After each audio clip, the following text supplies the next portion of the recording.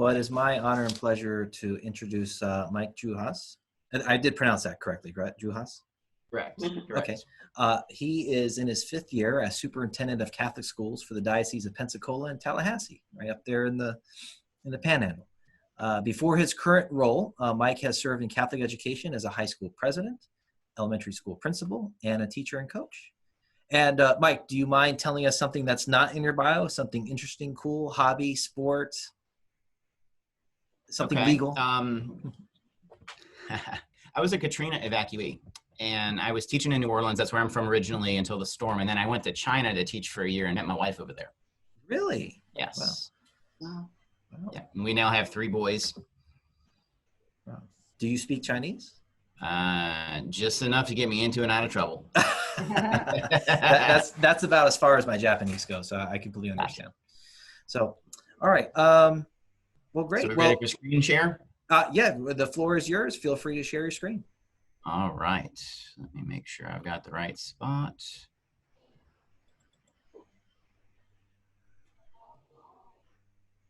Okay. All right.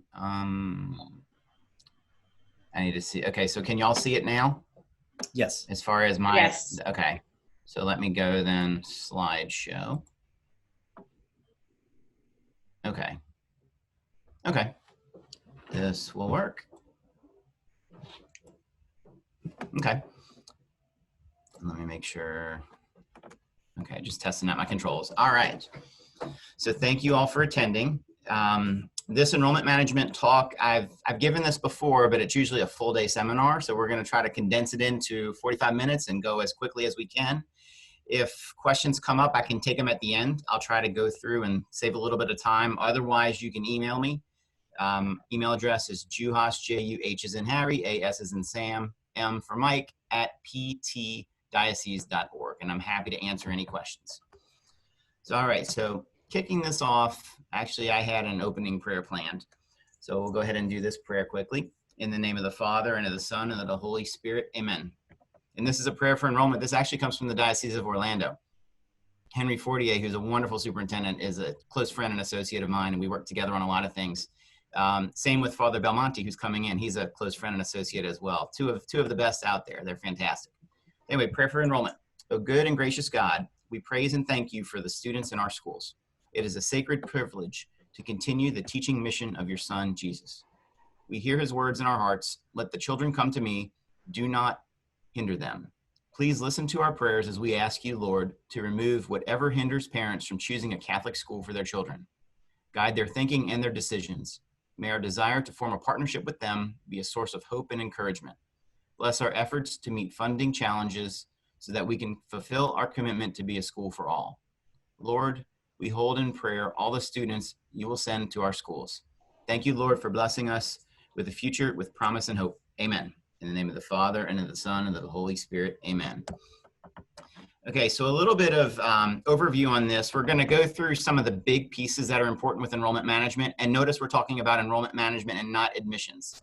The idea of enrollment management is it encompasses the entire cycle from when we first think of reaching out to someone to when they become an alumnus or an alumna of your school. So that's where we're start from. And particular with Florida, 2 of your big accreditation benchmarks, the 79 benchmarks we do, which by the way are really, really good accreditation standards. I've been in other dioceses and I think these are the best. 2 of those deal with, under the operational vitality, 13.1 and 13.2, and you can see it on your screen, they deal directly with enrollment management. And you can see they're having the plan is big. Marketing communications, that ties into enrollment management, and then the enrollment management plan itself. And I do a talk on school advisory councils and their role in accreditation. And we talk about this, you know, kind of to give them a whole picture of enrollment management from the advisory council level. So anyway, some terminology I'm going to use. Enrollment management. Again, it's important not to just think of it as admissions. The enrollment management funnel, which I'll show you next, is the whole process. Catholic immersion. This is a term that I would get very, very used to. I actually learned this term from Father Belmonte.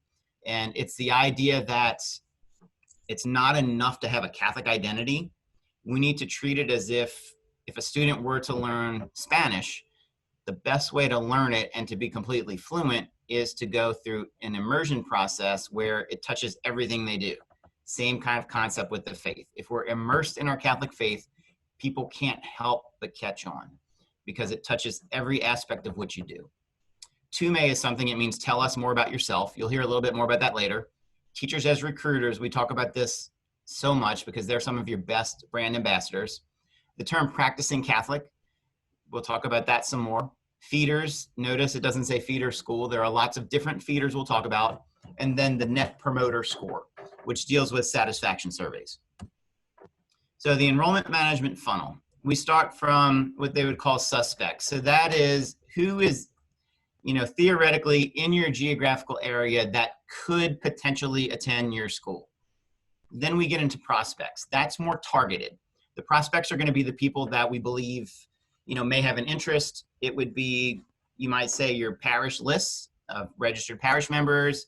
It could be, people within certain age ranges or who have gone to certain feeder schools, feeder parishes, feeder churches. These are your prospects. Then interested prospects is once we've had some show from them, some contact that there's potential for enrollment. Then you have your applicants. That's when they're in the process and we're making decisions on whether or not they're going to join our school. Registered students, and I really should put in here paid registered students. That's something we stress in our diocese is that you don't count them just because they've turned in their paperwork. You count them when they've paid that check as well, so that they are paid. It's not just about the verbal. They've shown us the money. Enrolled students, you all know what that is, and then alumni. And a little Latin lesson, alumnus is a male singular alum, and alumna is a singular female alum, and then alumni would be the whole combined group of male and female alums. Okay, so there are we were going to talk a lot about process, and data is a big part of this. So really knowing your metrics, knowing your school's enrollment history, that's important because that can paint a bigger picture. In Pensacola, Pensacola, Tallahassee, we go back 30 years, and that just gives an idea. And there are all kind of factors that go into this, but it really just gives that big picture as far as what our chart lines have done. Multi-year studies, that's so important. You don't just want to get into a snapshot mentality. For example, the 2008 recession, on most schools, you're going to see a dip there. That would explain why things 10 years ago might look different than they do now when different reports come up. Finding trends, that's super, super important. When you do that dive into your data, where are things happening that might have explanations for either ups or downs? And then charting trends, looking at the present. So the demographics of students, the feeder parishes or churches, and it may be that there's a particular Episcopal church, a Bible church that you're finding when you're looking at the data, and that's important to capture on your registration form. Where do they go to church? Because if you're finding a significant percentage is coming from one place, that's a target market. That's a place to outreach. Feeder schools, of course, are important. Zip code distribution. It's good to measure where people are coming based on zip code, and there are lots of companies that can sell you lists of school-age families by zip code for bulk mailings. There could be other common denominators involved, tracking the actual arrivals and departures. And this is important because the NCEA report, as of this point in time, it will just tell you last year we had 15 students in first grade, and this year we have 16 students in second grade. That's a net of 1. What does that really tell us? Not a whole lot. It could be that we gained 6 and we lost 5. So then, okay, it shows that we're doing something well in recruiting students, but we're having a problem retaining our current students. So that's why it's important to have those pluses and minuses and not just the net. It's important to benchmark against schools similar in size and similar in other ways as well. It's important, and we're a small diocese as well. We don't want to get caught in our one fishbowl. We need to think, what are schools like us in other regions, so that we can then find some best practices and so that we can benchmark better to see how we truly are doing. And then it's important also to chart your enrollment in real time. Things change. We have them give weekly updates on enrollment, but charting in real time also will allow you to go ahead and benchmark maybe March this year versus March the previous year to kind of give you a feel of where you actually are compared to your history. Looking to the future, and this is where I like to do SWOT analysis. That's your strengths, your weaknesses, your opportunities, and your threats. So what is your capacity? That's important to know. What can your facility handle if you were to be full? It's always good to have that number and start from there, even though we don't necessarily want to be at capacity.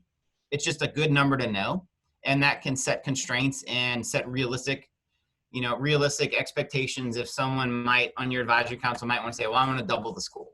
Well, it may be that you only have 30% extra capacity, and that will shut that down right there.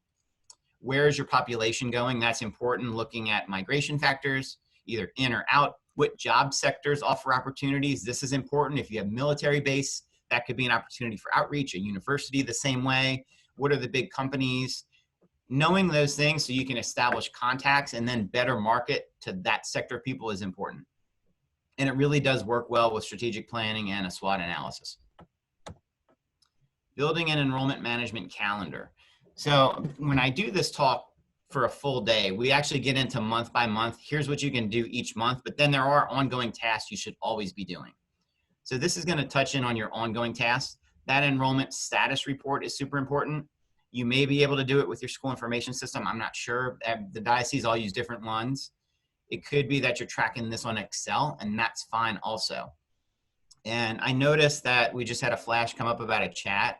If you can help me, if there's a question that needs to be answered immediately, I can do that, but I'm not able to keep up with chat as I'm talking. So feel free to interrupt if there's a question. Yep. I'll keep track of it for you. Thank you so much. Okay. Website maintenance, that is super important, and we're going to get into more detail, but being current, having that crisp feel of professionalism, those are going to be super important to keep up to date on a regular basis. Telling your story on social media, that's where parents go now first off, is social media. What kind of pictures are up there? What kind of story is up there? How does it tie? We talk about a story arc. What ties to your mission that you can see over the course of a school year? This is how we're meeting our mission. Of course, giving tours, that's a big part we'll talk more about later. People going through the enrollment management funnel is super important. Tracking that each step of the way so that no one's lost through the cracks. And then promoting good customer service practices. That is super important as well. And we're going to talk about each of these in a little more detail now. So enrollment status report. There's a whole bunch of things. You don't have to keep all of these, but these are some important metrics you can see to track. So your total today, if you're going to do a snapshot of, May 15th, here's the actual number of paid registrations. That's good to have. But then I like to break it down. Who are the ones returning and who are the ones new? So that gives a feel as to what's happening and how we're retaining. Possible to register. These are people that are in our enrollment management funnel. They're interested, but we've not gotten them to sign and pay just yet.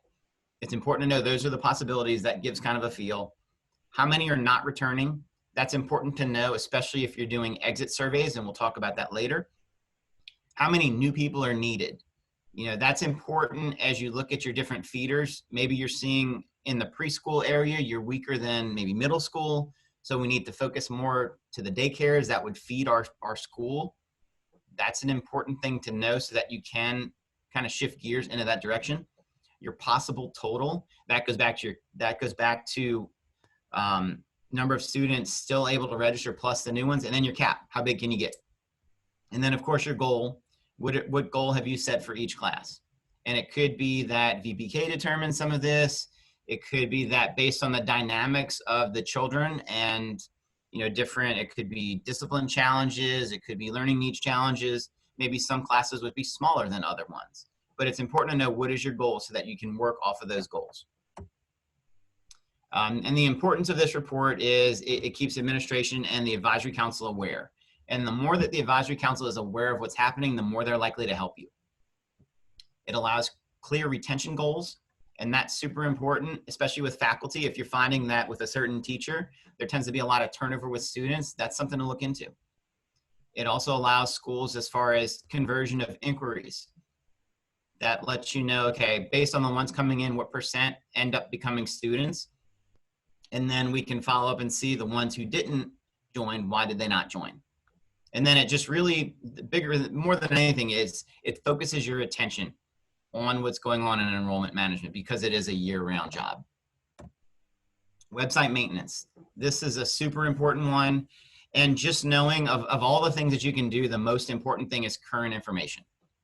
And what I like to do is have a website audit This is something we talk about with advisory council, and it's a great summer task that you can give to advisory council when they're not having regular meetings, is to divide up your sitemap and have each person take a section and go in and do a deep dive, comb that site and find anything that's old, because that old information makes us look sloppy.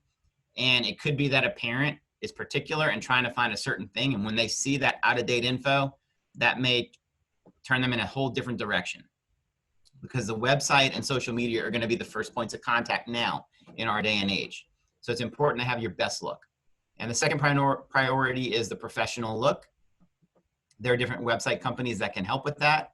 You may have someone who's experienced with that on your staff, but it is important that the first impression, those first 30 seconds, are that, wow, this gives the feel of a school that I would be proud to have my kids go to.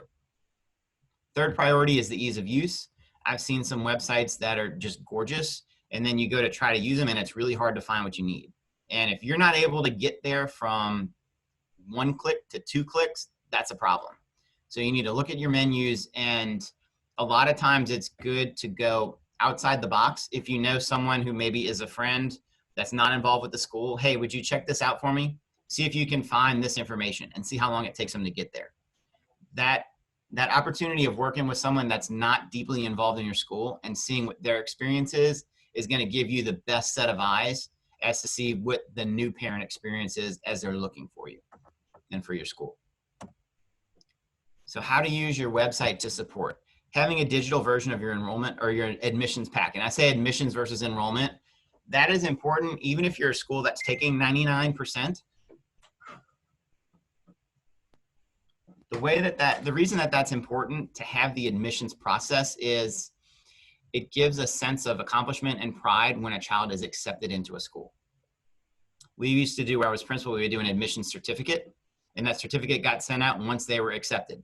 We had an admissions committee, and that's always a good idea, because if you can't meet the needs of a student, having a committee that's there to support that decision is going to back you up. And it may also, it's another set of eyes as decisions are being made. But I like having that certificate of admission. That's a great thing. I can remember the pastor where we were, and at this point we were trying to build up. We had real low enrollment in that first year, and we went with the enrollment. We went with the admission certificate. And originally I got a little bit of pushback about it. Why are we doing this when we need to accept people? Trust us on the process. And I can remember 2 Sundays later at Mass, a mother coming up in tears with her son next to her. Father, we just wanted to show you we got admitted to your school, and we just want to thank you for giving us a chance. And that was it was such an important accomplishment for them. And we knew the process that was involved, but it gives them a memento to hold on to.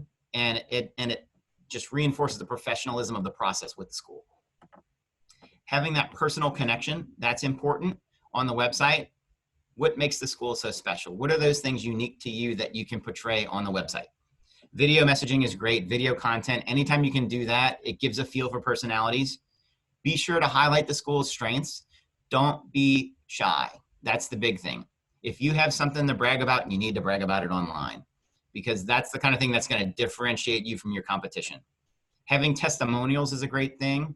If you have those parents that are always very positive and share good news, hey, would you mind putting that in an email where we could share in a testimonial? Get the permission, of course, but if they're willing to do that, those testimonials, I like to do one with a parent, one with a student, or without giving a name on the student, one with an alum, and then one with a teacher. Those go a long way, that kind of give all the different touch points that give the personal feel to your school. FAQs are great, and that's good where it's also nice to look outside of your bubble. What questions come up from someone who may not be thinking about your school or hasn't looked at your school? What do they want to know? Okay, let's find those answers. Having an online inquiry form is so important. Whether it's SurveyMonkey, Wufoo, any of those that allow you to capture the data of someone who might be interested, that has to happen. That way you're able to follow up. Because if someone doesn't have the opportunity, they may forget to reach back out, and we never get that student. And remember too, the website enhances your school's brand. Super important, because what brand you portray, that is going to be, perception is reality in a lot of times, and your brand is that perception in the community. Telling your story on social media. Again, tie to your mission and tie to your brand, engaging photos, Smiling faces is important. Telling that tale that people are happy and connected as a community. Clear calls to action are also important on social media. It's not just about the information we get, but what do you want us to do? Be direct on your asks. That is important, particularly on opportunities for parents to be able to promote your school. Encouraging word of mouth promoting is so important. They say that word of mouth promotion is the best kind, and that's not a reason to lower your marketing budget. It's just a fact of life that if I know, if I know a certain person and they give me their word that their school is that good, that means 100 times more than an ad that I see. So the personal promotions or the brand ambassadors, find those people that are willing to do that and really encourage them and incentivize them to be able to do that for you, because it's going to go a long way. And the other thing that's nice about social media, and we talk about this with teachers as recruiters, the things that happen in the classroom, and we're especially seeing it right now during this time, that positive feedback, when they're doing something great and you're able to share that out, that's a source of pride for the teacher. It builds up the school, it builds up the teacher, and then other teachers see that, and then they want to be able to do the same. That, to be able to highlight the best practices is so important. And it really sends a message. It's not just, hey, you did a good job, but you did such a good job that we want to share it with the world. Catholic school brand, you're going to see 4 letters here. And this is something that I learned from ISPD, the Institute for School and Parish Development. I did, this would have been almost 10 years ago, but I did an enrollment management study with them where I was principal. We brought a consultant out, and it was amazing as far as what we learned, the different techniques of the enrollment management process. And they do webinars now. They do classes through University of Dayton. It's a great group, and I can tell you about that more later if there's interest. But a lot of the training that I got came from ISPD. And this is one of the things as far as the brand. J plus T plus S plus F. So the J is Jesus. And notice Jesus comes first. So how is that perceived and realized in your community? Is Jesus truly at the center? And that's where Catholic immersion ties in. How are we immersing our families in the Catholic faith? Does it cut across the curriculum? Are we finding ways to integrate Christ into the curriculum through our literature, through our libraries, through our history classes, through our math classes? And that's where the Cardinal Newman standards are great as far as integrating the faith. We use those in our own diocese. We built them into our own standards. And I know that you all have done the same. And that actually was kind of a base for us as we did our standards. Diocese of Venice helped us, which very appreciative for that. So how are we connecting Christ to the curriculum? Is service, and I would say also our retreats, part of the experience for every student, because we want them to know doctrine, but we also want them to have that personal touch point with Jesus through our schools. Super important. And are they learning service? Right now in this time, an excellent opportunity for service is how are the kids helping around the house to lower the stress levels for their parents? Are there things that they can do that we can tie it into what we're teaching so that they're doing projects helping around the house? That's a win-win for everyone. Does our school have a close relationship with the parish that feeds it? That is super important. The pastor is at the center. The pastor really is the head of the school for the parish schools. The principal runs the management, but the principal reports to the pastor. So that pastor is your spiritual head. And it's important, does the school through the pastor have a close relationship with the parish? Because if it's seen as a symbiotic relationship where pastor helps parish or school helps parish, parish helps school, parish members are more likely to see the value in your school, and they're more likely to encourage other people who are in the pews on Sunday to come to your school. Teachers. Teachers are so important. The teacher is the most remembered part of the school. The teachers are the lifeblood. So if you ask an alum, what's the thing you remember most about the school? Chances are they're going to tell you a story about a teacher or two that touched their lives. And that can be positively or negatively. But knowing your teachers and having them aware that they really are that lifeblood of the school and they are what they remember. I still tell stories about some of my teachers from high school and the impact they had. Another big point, do your teachers talk positively about the school in public? Super, super important. Those are calls occasionally that I'll get at the diocesan level. We just want to let you know, we saw so-and-so in the grocery store. We overheard them bad-mouthing the school. If your own employees who you pay to come can't talk about your school positively in public, why am I going to pay tuition to come to your school? And it's a great point. So it's important to be aware of that and reinforce that with your teachers. just how important it is that they are those positive brand ambassadors for the school. And if they're not able to do it, and we talk about two things, you don't have to like the decision, you don't have to like your administrator, but it boils down to two things: trust and respect. Do you trust your administrator that they're going to try to do the right thing for the school? And do you respect the administrator in their role as administrator? If you're not able to get a yes for both of those, there's a bigger problem that needs to be addressed later. But hopefully you can get those yeses. And notice it's not about like, it's about being a team and having the trust and the respect to move forward in one direction. The next letter is students. How do students feel about your school? You know, are we measuring student satisfaction? Does the discipline system support what our mission is as a Catholic school? And what do you see? What is that profile of a graduate at graduation? What should that graduate look like when they leave you, whether it's elementary or whether it's high school? That is super important. Are they having the kind of experience that makes them want to tell their friends to come to your school, and that is going to connect them to your school once they graduate? Family. Family, this is a huge one, really your parents. How are the parents perceiving and realizing, how are they perceived in relation to the school? Do the families promote a welcoming environment, or is it a cliquish environment? That's important. And I would say also, do parents see the value proposition? This is something we've started measuring, particularly at the high school level. We look at what is the average dollar amount of scholarships per graduate versus the average amount of tuition paid over 4 years. Can we say at the end of the 4 years that our parents are getting more out from scholarship dollars than they put in tuition? If we have that positive value proposition, you need to be promoting that all over the place, because now it's not, okay, we're paying this money for this education. Yes, we are, but now we're making an investment in our child's future. They're going to perform better. That's why things like average ACT score, PSAT, national merits, things like the Ray Doss program, those are worth their weight in gold, because it allows for that metric to be where it needs to be. That makes such a big impact on parents.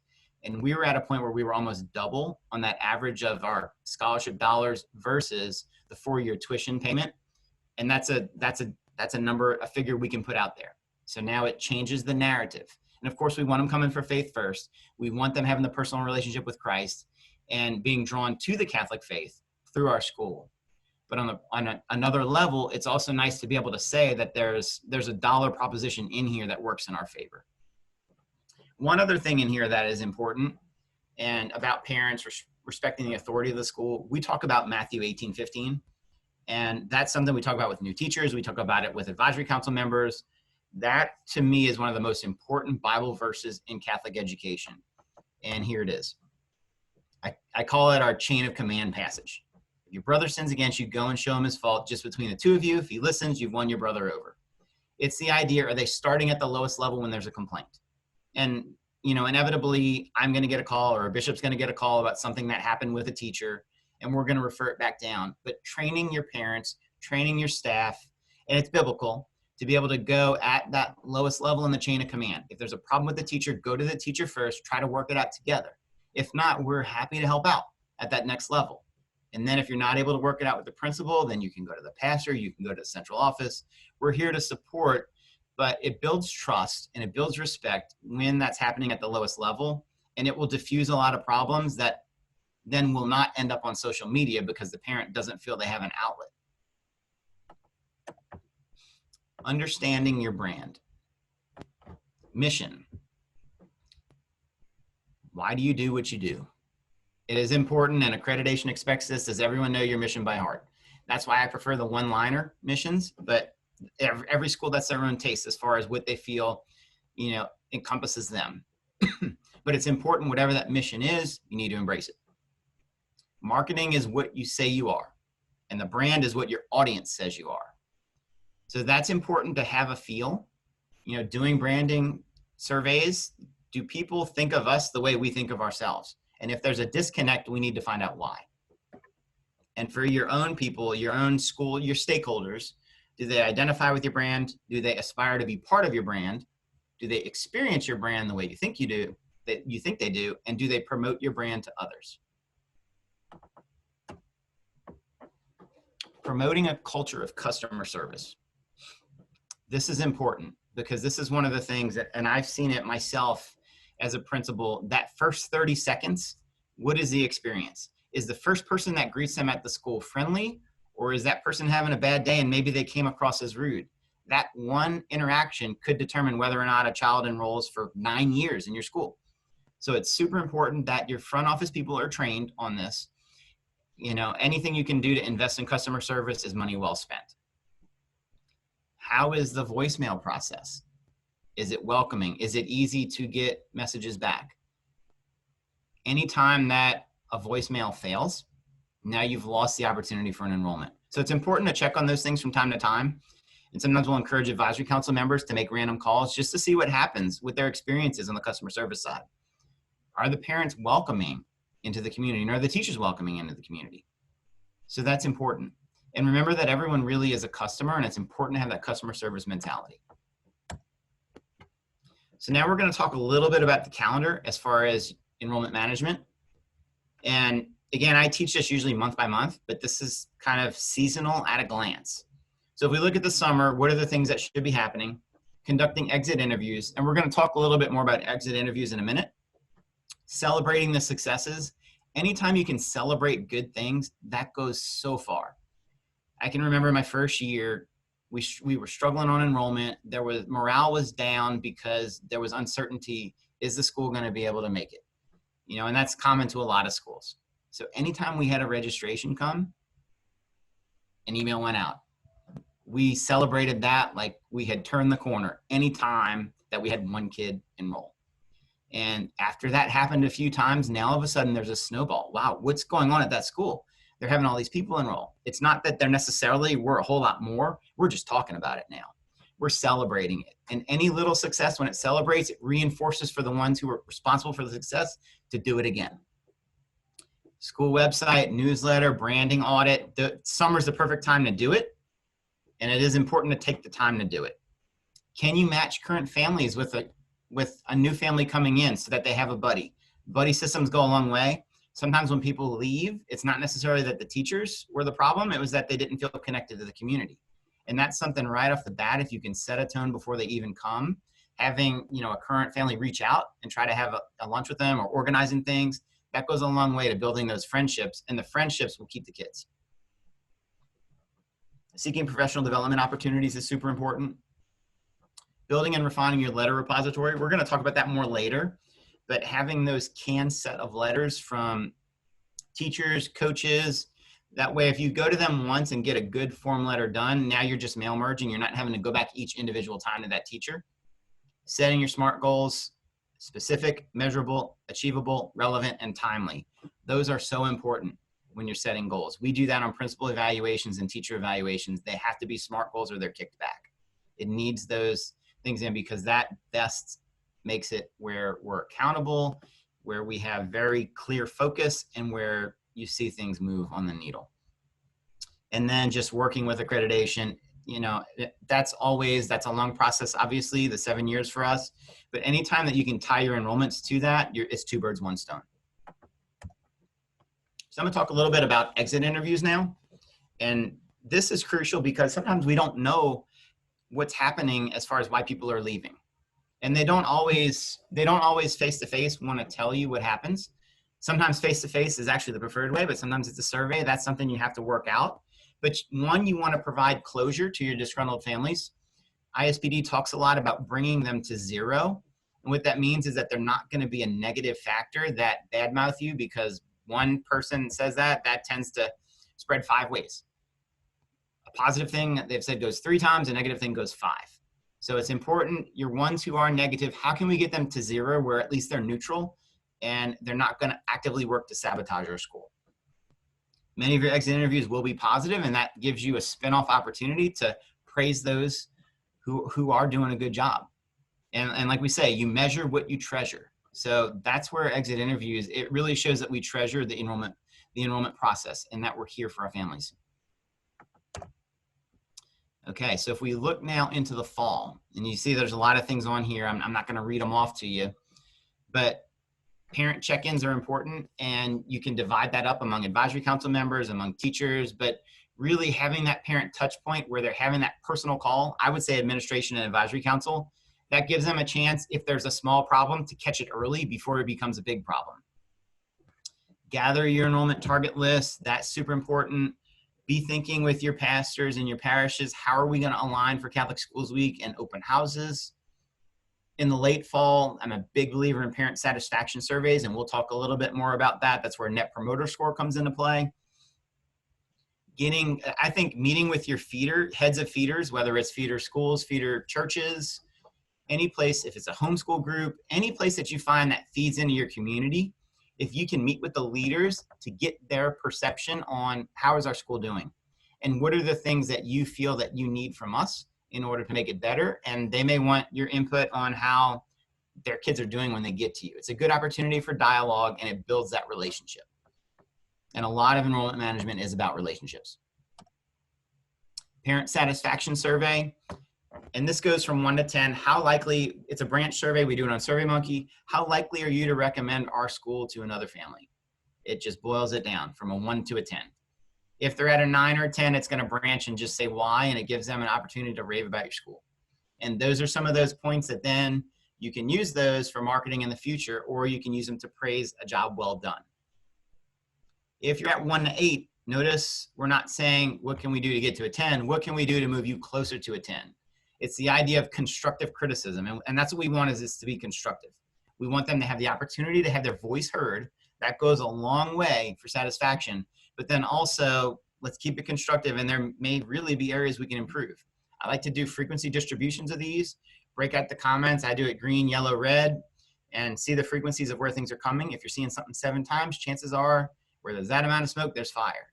But it allows you to see it and be able to then make recommendations and just have a deeper reflection on where your school is based on true input. And I like to do a very simple 1-page report that just kind of gives an overview and pulls out categorically things that we want to share among the top ones as far as the positives and the areas for improvement. And it works well spinning off into accreditation goals. But we try to do that yearly. Meeting with feeders, we said that's kind of covered that already. But you know, the opportunity, how can our school help? And that's so important, particularly on the parish level. If your kids are required to do service, are your kids doing a percentage of their service at the parish? That's so important because parishes provide subsidy, and they're providing possibly practicing Catholic discounts, or we call them grants, for students in order to be able to attend your school. What are they seeing in return? Not that it has to be transactional, but what are we doing investing in the parish on the school side to show that we care about them as well? And you can also find out as far as forecasts for what their enrollment looks like. You know, their number of kids in religious ed, or their number of kids in a daycare, so you can properly plan for the future. We've seen it at the high school level, looking at 8th grade, you know, middle school class sizes at the feeders gives us an idea for how to prepare what may happen at the high school level with that freshman class, and do we need to work harder in other target markets to make up a shortfall in the elementary school. And just real quick, because I can't see it on screen, how am I doing on time as far as how much time I have left? You got about 10 to 12 minutes. Okay. I'll try to speed it up a little bit then. So getting into winter, this is where re-enrollment really kicks in. Catholic Schools Week is the best time to do re-enrollment efforts, because that's a time when parishes basically have to promote the school. You know, the ones that aren't tied to your school, Catholic Schools Week is a national thing. So it's important to have information readily available. We like to do bulletin blurbs, you know, 4 weeks of it that we can have just ready to go for the parishes, so that they're not having to create content. So we create the content for them. Also like to put in a few bullet points if pastors want to talk about the school in their homily. Here's some statistics. Here's some, you know, just quick little points about us, and always stress the Catholic faith there. That's where we start from. But having a conscious effort to be able to help that in the winter, and to be able to have those campaigns going, that is so, so important. And promoting the scholarship system, of course, whether it's FTC, FES, all those things, that gives you the springboard into enrollment. And the sooner you can get people with paid registrations, maybe you give discounts for early registration, the more stable you are when you're going into preliminary budgets. Enrollment campaign materials. These are a lot of different things, and I can share some things with this later, but the 2 main letters that tell us more about yourself, those are important. What's their favorite subject? Because then you can spin off with a faculty letter. If the kid's favorite subject in middle school is science, well, guess what? We have a letter already prepared for middle school science teacher. That's going to go home in the next mailing to that parent. So you can customize what their needs are. So financing tuition letters, all of those things that will then go in. And the idea is you space them out over a calendar, that they're getting information maybe every 2 weeks from the school. There's some kind of small touch point to keep us in the front of their mind. So that's super important. Anniversary of baptism, some elementary schools do that, and that's a great practice. That when a child's baptized, we send a congratulatory letter or a certificate, and then every year on that anniversary, we're reaching out with a letter or a contact, keeping that going so they have the touch points and so that they know us and they feel comfortable. Because the school really is an evangelization tool for the parish, and we need to think of it that way. Scholarship table, you all are familiar with this, but knowing your scholarship guidelines, even if your parent thinks they can't qualify, I still like to put this out and share it, and particularly focus in on that household size of 4. Looking at that yearly amount, that shocks people, or talk about the family size of 8. It depends on the parish, but those are things that make an impact with pastors. And when that information is readily available, people who didn't think otherwise now may consider us. So promoting that, the more you can do, the better. School tour tips. The school tour is super important. And really that first 30 seconds, we experienced that when we moved from principal to president. We moved across the country, took my wife around. I wanted her involved in the enrollment process because I didn't particularly want to be involved in picking winners for my kids among schools that were feeding to me. But what I can remember as we went in, one of the particular schools, my wife took 2 steps into the school. You have the marble floors, you have the office, you have the statue of the founding saint, the mission statement on the wall, just gorgeous, spotless clean. We walked in, 2 steps, 10 seconds. My wife turns to me and says, "This is where our kids are going to school." People really do make up their minds that quickly. So what is the first impression when they step foot on your campus? And the best way to figure that out is have people step foot on your campus so they can evaluate you and then look at it. If you can give a card at the end of a tour, rating the tour experience, that can help you a bunch too. But it's important to be friendly and welcoming. And the more you can learn about the parent before they do the tour, that's where a 2 May letter is good to have on the front end. Then you can have that science teacher available. Or if it's, there's a particular interest with, an extracurricular, you have information for the extracurricular readily available, so it customizes the process. We've done that in the past with non-Catholic students when we teach the Dave Ramsey program in personal finance, because that's a bridge to the non-Catholic students that are Christian. And it gives us an opportunity, okay, if they're teaching Dave Ramsey, they're not too different from us, and it lowers barriers. So, but knowing that on the front end, I'm going to be sure to bring up Dave Ramsey on the tour, whereas I might not mention it if we have a Catholic student, because there are going to be other things that are higher priority to talk about. Always know what the priorities are, that way you can customize your tour and give heads up to your teachers when you bring them around. That way they have a thing or two that they can share to just enhance the experience. Word of mouth promotion, again, we talked about that. If you can incentivize parents, that's good. Work on bringing negatives to 0. Getting into the spring. Enrollment management efforts for the following year. Verifying the practicing Catholic grant requests. And we talk about them as grants, not as discounts. That's important. Then they have to apply for the grant, and that helps from the pastor perspective as well, that they earn the grant. Are they actually going to mass? Are they actually tithing? Are they actually participating? That's a parish school thing where you can really come together on it if you are helping to make sure that your families are doing that. It's good for everyone. Promote the standardized testing. That's important. Making sure that the kids understand this is valuable, making sure parents know, make sure they get a good night's sleep, they eat breakfast. Those little things can go a long way in scores. And then when your scores are good, particularly I like grade equivalent, promote that out to the community, which you can share, obviously with confidentiality. But if you can promote, we look at, when we're multiple grade levels above the national average on grade equivalent, that's a powerful, powerful chart, particularly when you can take a group longitudinally and show that in a set group, kindergarten through 8th grade over the past 4 years, they grew X amount. That I call that a money graph, because that It's not just about coming to Catholic school, but staying with Catholic school. Process map for an enrollment campaign. That's a little more detail, and I'm happy to go into a little bit more, but things like Christmas cards to our prospects, those are great things to do. Anything you can do to personalize goes a long way. Invites to the spring play, invites, to events that you have, that's a great way just to keep contact.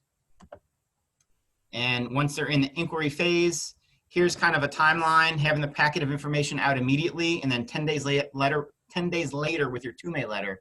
That's important.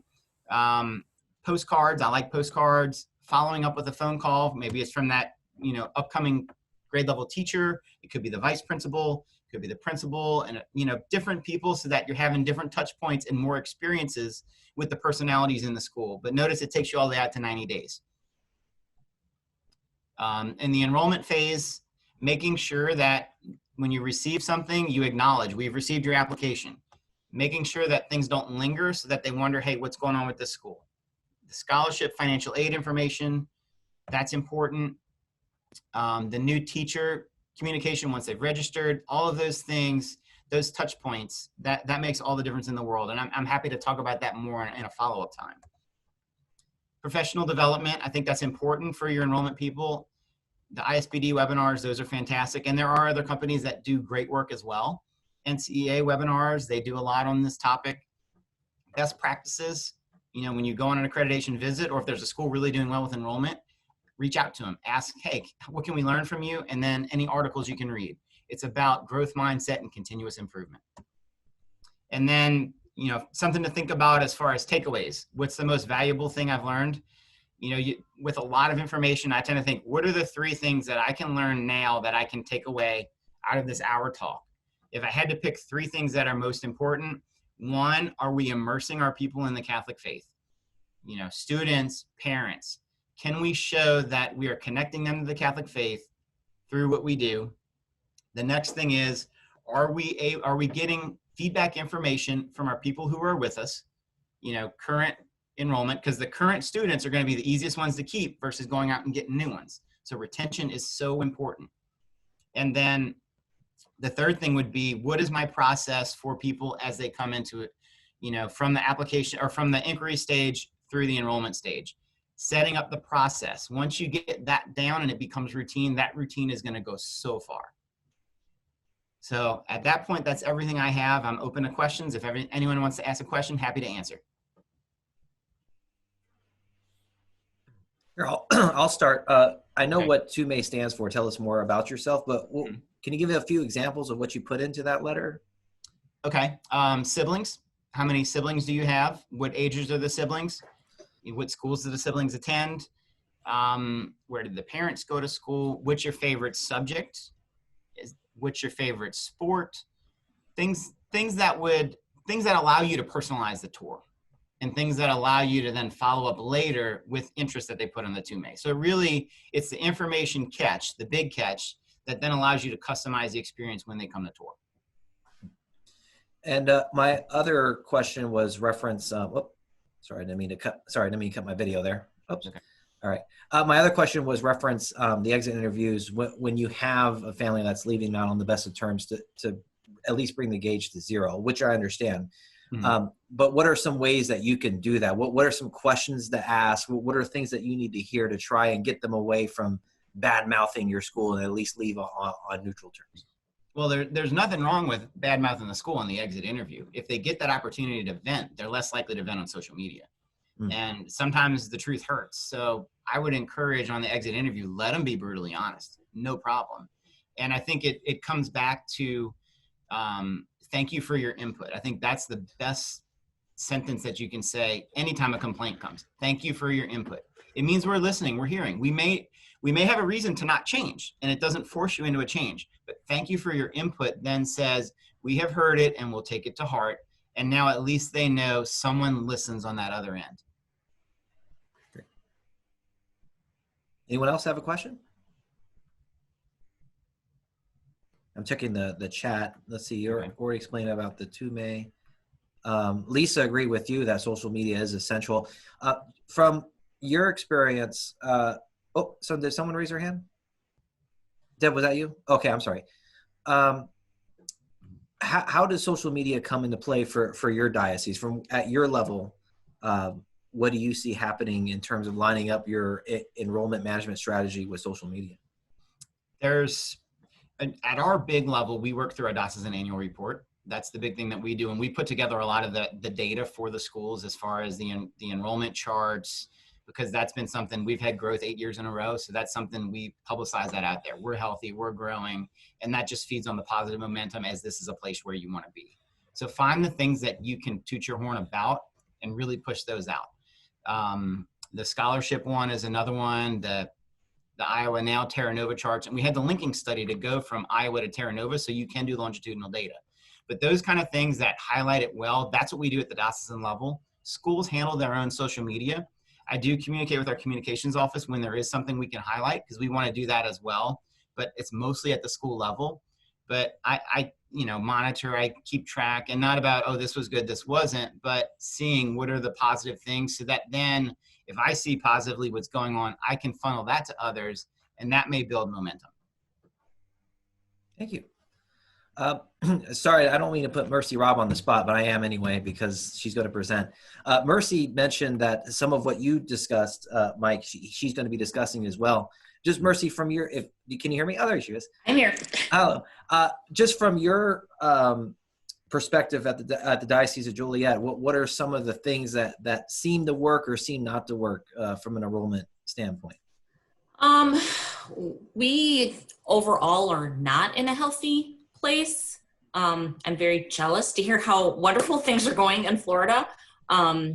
We have 47 elementary schools, and I would say about a third of them are struggling. We're like a third. A third are struggling, a third are doing okay, and a third are pretty healthy. So it really varies throughout the diocese. And what we found is all about the engagement. Our most successful schools, I would say, have a very good pastor-principal relationship. And that is what we found to be the most important thing from like operationally, and that spills over into the health of the school. And the principal and the pastor support each other, advocate for each other, and the community feels that energy and that support, and having the pastor that involved is a tremendous benefit to the school. It's kind of hard to say no to a priest. You can, but it's more difficult. So those are the types of things that are really out of our control as enrollment professionals, because the bishop assigns the pastor and you kind of get who you get. And it can be a challenge, but that's what we've seen works, it works the best for us. Thank you. And piggybacking on that, I think at the principal level, ways that you can highlight that the school is beneficial to the parish is so important, because you don't want to seem that, okay, this is an entity that's a drain on our budget that always has their hand out asking for something. It's important to give back and really highlight ways for the pastor to see and for the church to see that this is the benefit of having a Catholic school. It's a great benefit. It's a treasure. And here's why it's a treasure. And here's what we do to support the parish. That is so important that it's a two-way street. Absolutely. I got time for another minute. Does anyone have a question? If not, I'm gonna shout out to Linda, unless someone has a question. All right. I'm just trying to get all the diocese standpoint. So Linda, do you have anything to add as being the marketing coordinator at the Diocese of Orlando? Anything that really stuck out at you that you're facing in terms of challenges or opportunities? I would like to actually share one thing that we did a few years ago. It's to follow up on what Mike was saying about first impressions. 3 summers ago, we call ourselves the Marketing Divas. There's 3 of us who do regional marketing for the Diocese of Orlando Catholic Schools. We did a workshop on first impressions, and we took our school front office staff, admissions people. It was a one-day workshop on the importance of, making the first impression and how you treat the customer, who our parents are, our customers.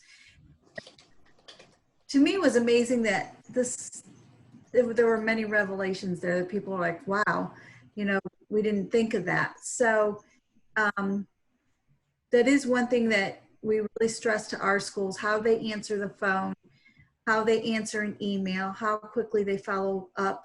And we did notice an improvement after that workshop.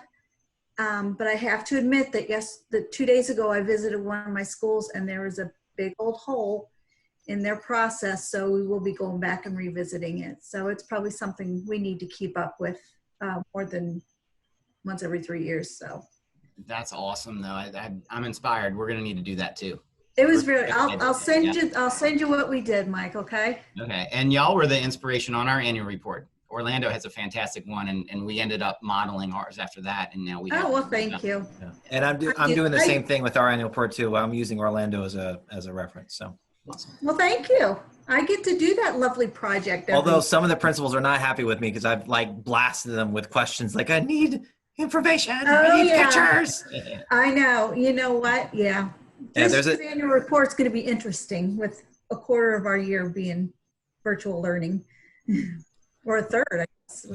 High res photos, so important. Absolutely. Yes, please send me high res photos. I need to do a speaking presentation about high res photos.